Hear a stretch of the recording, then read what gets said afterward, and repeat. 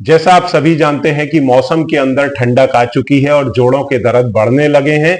तो जैसा मैंने आपसे प्रॉमिस किया था कि इस सीजन के अंदर हम जोड़ों के दर्द से रिलेटेड पूरी सीरीज बनाएंगे, जिसके 2 वीडियो पहले रिलीज भी हो चुके हैं। ये तीसरा वीडियो है।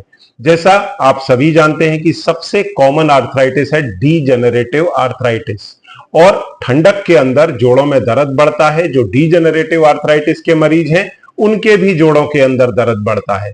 तो ऐसी स्थिति में होता क्या है, दर्द बढ़ने से आपकी दवाइयां बढ़ने लगती हैं और कई बार डॉक्टर्स आपको सर्जरी के बारे में गाइड करना शुरू कर देते हैं। तो सर्जरी से कैसे बचा जाए, खासतौर से अगर आपको संधिवात की समस्या है, तो इन सभी चीजों पर हम चर्चा करेंगे और जानेंगे कि आखिर ये होता क्यों है, इसकी उम्र क्या है, कौन से फैक्टर्स एग्रीवेट कर सकते हैं, कैसे डायग्नोसिस होगा, किस तरह से इसका ट्रीटमेंट होगा, सही ट्रीटमेंट क्या है। तो हम इन चीजों को इन लेंथ समझेंगे। और अगर अभी तक आपने इस चैनल को सब्सक्राइब नहीं किया है तो इसको सब्सक्राइब कर लें, बेल आइकन प्रेस करें, जिससे आगे के वीडियोस आपको समय पर मिल सकें। देखिए, आर्थराइटिस का जैसा मैंने मतलब बताया था कि आर्थ मतलब जोड़ और आइटिस मतलब इन्फ्लामेशन, मतलब जोड़ों में होने वाले इन्फ्लामेशन को आर्थराइटिस कहते हैं। पर यह उससे उलट है। इसके अंदर इन्फ्लामेशन जोड़ों में होने का के कारण ये नहीं होता। इसको हिंदी में संधिवात कहते हैं और इंग्लिश के अंदर ऑस्टियोआर्थराइटिस। कई बार लोग लेमैन लैंग्वेज में इसे गठिया भी कह देते हैं। गठिया बेसिकली आर्थराइटिस को बोला जाता है और वो जो गठिया बाय है वो अलग इलनेस है, तो उसकी हम सेपरेट चर्चा करेंगे।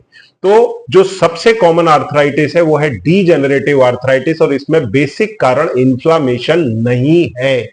जैसे एक बिल्डिंग आपने बनाई, 10 साल बाद पेंट खराब होने लगा, 20 साल बाद उसका प्लास्टर खराब हो गया और उसके अंदर घरों के दरवाजों के अंदर चाऊ चू की आवाज आने लगी, मतलब वेयर एंड टेयर। क्यों हुआ ये सब? क्योंकि आप उस घर का इस्तेमाल कर रहे हैं। तो जैसे प्लास्टर खराब हुआ या फिर पेंट खराब हुआ, तो ये डीजनरेशन है उस पर्टिकुलर स्ट्रक्चर का। तो आप भी अपने जोड़ों को, अपने बॉडी को इतने साल इस्तेमाल कर चुके हैं, तो उसमें भी डीजनरेशन शुरू होता है। आपके स्किन में चेंजेस आने लगते हैं, स्किन का ग्लो धीरे धीरे उम्र के साथ कम हो सकता है। तो ऐसी स्थिति के अंदर हम क्या बोलेंगे कि बॉडी का भी जैसे पेंट है, प्लास्टर है, ये खराब होने लगा, जैसे बिल्डिंग का होता है। दरवाजों में चाऊ चू की आवाज आ रही है तो आपके जोड़ों में भी चाऊ चू की आवाज आ रही है। फिर आपको डॉक्टर्स क्या बोलते हैं, आपके जोड़ों की ग्रीस कम हो गई है, तो भाई दरवाजे में ग्रीस डालो, ऑयल डालो, उसकी रिपेयर करो। और अगर आप इसका ध्यान नहीं रखेंगे दरवाजे के ऑयलिंग ग्रीसिंग का, तो क्या होगा, हिंजेस खराब हो जाएंगे, फिर जोड़ बराबर से खुलेगा नहीं, दरवाजा खुलेगा नहीं, रूम में जा नहीं सकते। ऐसे रूम का क्या काम, वो रूम पूरा घर ही बेकार हो जाएगा। तो फिर आपको इसकी मेंटेनेंस करनी पड़ती है। इसी तरह से अगर आप अपने जोड़ों के दर्द का ख्याल नहीं रखेंगे, जैसा डॉक्टर आपको बोलते हैं आपके जोड़ों में ग्रीस कम हो रही है, आपके जोड़ों का गैप कम हो रहा है, आप इसकी तरफ ध्यान दें, नहीं ध्यान देंगे तो धीरे धीरे आपके जॉइंट के फंक्शंस पूरी तरह खत्म हो जाएंगे, कार्टिलेज घस जाएगी। फिर डॉक्टर बोलेगा आइए, सो जाइए, मैं आपका जोड़ बदली कर देता हूं। तो ये सबसे कॉमन आर्थराइटिस है और ठंडी के अंदर इसका दर्द एग्रीवेट होने लगता है। हालांकि मैं मुंबई के अंदर एसी में अभी भी बैठा हूं, पर आप एसी की कल्पना नहीं कर सकते, क्योंकि कल ही मेरी हरियाणा के एक मरीज से बात हुई। उसने बोला भाई साहब इधर तो 8 डिग्री टेम्परेचर है। तो मैंने कहा तुम तो पानी में हाथ डालने के पहले भी सोचो, परंतु मैं तो फिलहाल एसी में बैठा हूं। ठीक है, परंतु नॉर्थ में जो ठंडी पड़ रही है वो दर्द को बढ़ाएगी। अब डीजेनरेटिव आर्थराइटिस होता क्या है? करीब 6 करोड़ मरीज हमारे देश में हैं और इसमें आपके जोड़ों की कार्टिलेज, देखिए हमारे बॉडी के हर ऑर्गन की एक लाइफ है। ऑर्गन की तो नहीं बोलूंगा, हर टिश्यू ऑर्गन की, मतलब जो आपका टिश्यू है, जैसे स्किन है उसकी एक सर्टन लाइफ है, उसके बाद में उसके सेल डेड हो जाएंगे, उसकी जगह नया टिश्यू ले लेगा। इसी तरह से आपकी बोन्स हैं, उनके टिश्यूज की भी एक लाइफ है, 10 साल या 5 साल, तो उसके बाद में वो टिश्यू मर जाएगा, उसकी जगह नया टिश्यू ले लेगा। कुछ चीजों की लाइफ थ्रू आउट लाइफ रहती है, जैसे हमारे ब्रेन के न्यूरॉन्स, उनकी लाइफ टाइम रहती है, उनमें इस प्रकार की चीजें नहीं होती। हाँ, डीजेनरेशन ब्रेन में भी हो सकता है, तो इसके कारण देखा होगा एक उम्र के बाद में याददाश्त कमजोर होने लगती है। तो इस डीजेनरेशन से हमारे जोड़ भी अछूते नहीं हैं। तो किसी भी इंसान में जोड़ों में, जैसे मान लीजिए इंजरी हुई, आज मैंने पूरा दिन काम किया, मेरी उम्र आज मान लीजिए 20 साल है, हालांकि मैं झूठ बोल रहा हूं, मेरी उम्र 57 साल है। अब मान लीजिए मेरी उम्र आज 20 साल है, मैंने खूब एक्टिविटी किया, भागा दौड़ा, मेरे जोड़ों में भी वेयर एंड टेयर हुआ। और ये जो वेयर एंड टेयर है ये ऑटोमेटिकली मेरे टिश्यू कैपेसिटी अच्छी होने के कारण हील हो जाएगा। मतलब जोड़ों के अंदर जो कार्टिलेज के अंदर या फिर जोड़ों के टिश्यूज के अंदर जो वेयर एंड टेयर आता है, वो अगर आप यंग हैं तो हीलिंग कैपेसिटी ज्यादा होने के कारण वो हील हो जाता है, जोड़ों में कोई प्रॉब्लम नहीं होती। अगर कोई स्पोर्ट्समैन है और बहुत ओवर यूज कर रहा है, उसका वेयर एंड टेयर बहुत ज्यादा है परंतु हीलिंग कम है, जो कि ज्यादा है पर उसके बावजूद वेयर एंड टेयर के सामने कम है, तो क्या होगा? उसको परमानेंट प्रॉब्लम ऑस्टियोआर्थराइटिस की 20 साल पे भी आने लगेगी। पर ये रेयर इंस्टेंस है। जैसे कुछ स्पोर्ट्समैन, जैसे क्रिकेटर की पाकिस्तान के अक्सर मैं चर्चा करता हूं, उसके 20-21 साल पर जोड़ों की कार्टिलेज खराब होने लगी थी, 40-45 आते आते अब रिटायरमेंट के बाद में उसने उसका सर्जरी तक करा लिया, हालांकि उसका हाफ जॉइंट बदली किया गया है। इसे आप पुराने वीडियोस में जाकर के भी सुन समझ सकते हैं। अब होता क्या है, जब आपकी उम्र बढ़ने लगती है, आपके टिश्यू में डेली डैमेज हो रहा है पर डेली रिपेयर भी हो रहा है, पर जब आप 40-45 के ऊपर जाते हैं तो हीलिंग कैपेसिटी धीरे धीरे कम हो जाती है, वेयर एंड टेयर समय के साथ में बढ़ता है, तो ये मैचअप नहीं हो पाता, मैचअप नहीं होता और पैचअप नहीं होता।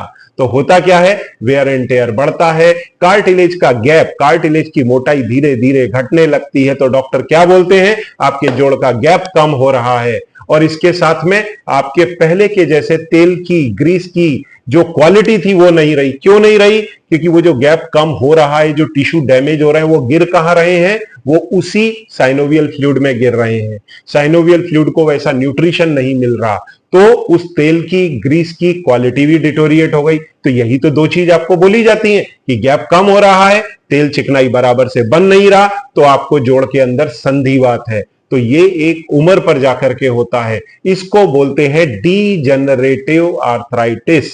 अब इसका उम्र क्या है? ऐसे तो कोई भी उम्र पर हो सकता है, परंतु आमतौर पर यह 45-50 साल के बाद होता है। अगर कोई महिला है तो पोस्ट मीनोपॉज में एग्रीवेट होता है, क्योंकि जब हार्मोनल ब्लैंकेट हटेगा तो आर्थराइटिस तेजी से बढ़ेगा। तो ऐसे में 47-48 पर जब पोस्ट मीनोपॉज शुरू होता है तो ये एग्रीवेट होना चालू होता है। अक्सर आपको 47 से 50-52 साल की उम्र में महिलाएं इसकी शिकायत करेंगी, पर मेल्स को ब्लेसिंग्स मिली हुई है हार्मोन्स के मामले में, थोड़ी लिबर्टी है। तो 55-60 साल की उम्र में मेल्स में वही प्रोसेस शुरू हो जाता है हार्मोन का, और फिर उनके भी धीरे धीरे जोड़ों के अंदर डीजनरेशन बढ़ने लगता है। तो मेल्स में थोड़े समय के बाद में इस प्रकार की शिकायत आती है। परंतु अगर महिला है, वजन ज्यादा है, पुरुष है, वजन ज्यादा है, तो ये 35-40 साल पर भी हो सकता है, क्योंकि वही आपके जोड़ों पे दबाव डाल रहा है, जिससे वेयर एंड टेयर ज्यादा हो रहा है, तो ये कम उम्र पे हो सकता है। अब जैसा मैंने बताया, स्पोर्ट्समैन को 20-30 साल पे भी हो सकता है अगर उसके यूजेस बहुत अधिक हैं तो। फिर इसके अपार्ट लोगों का जेनेटिक्स होता है। कई लोगों को 70-75 साल तक कुछ भी नहीं होता, तो उनका जेनेटिक्स मजबूत है, तो मजे करो, एंजॉय करो जॉइंट्स को लेकर के, तो ये स्थिति बनती है। परंतु कुछ लोगों में मान लीजिए जोड़ में इंजरी आ गई, तो इंजरी के कारण ये प्रोसेस तेजी से बढ़ने लगती है और फिर संधिवात कम समय में, कम उम्र के अंदर चालू हो जाता है।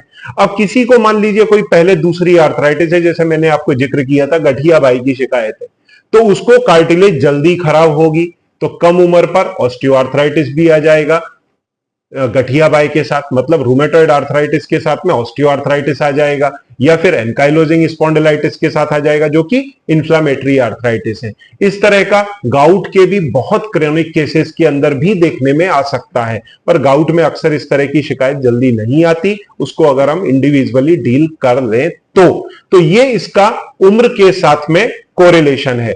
अब इसके साथ में हम देखेंगे जॉइंट इसमें कौन कौन से इन्वॉल्व होते हैं। तो सबसे कॉमन घुटना है, उसके बाद में दूसरा हिप है, फिर अक्सर आपने देखा होगा उम्र के साथ में लोग मेरी कमर दुख रही है, खड़े होते हैं, 2-4 मिनट सीधा करते हैं, फिर आगे चलते हैं। हालांकि कमर में थोड़ा बहुत प्रॉब्लम मेरे को भी शुरू हुआ है, क्योंकि मेरा भी तो उम्र 57 है, ओरिजिनल वाला।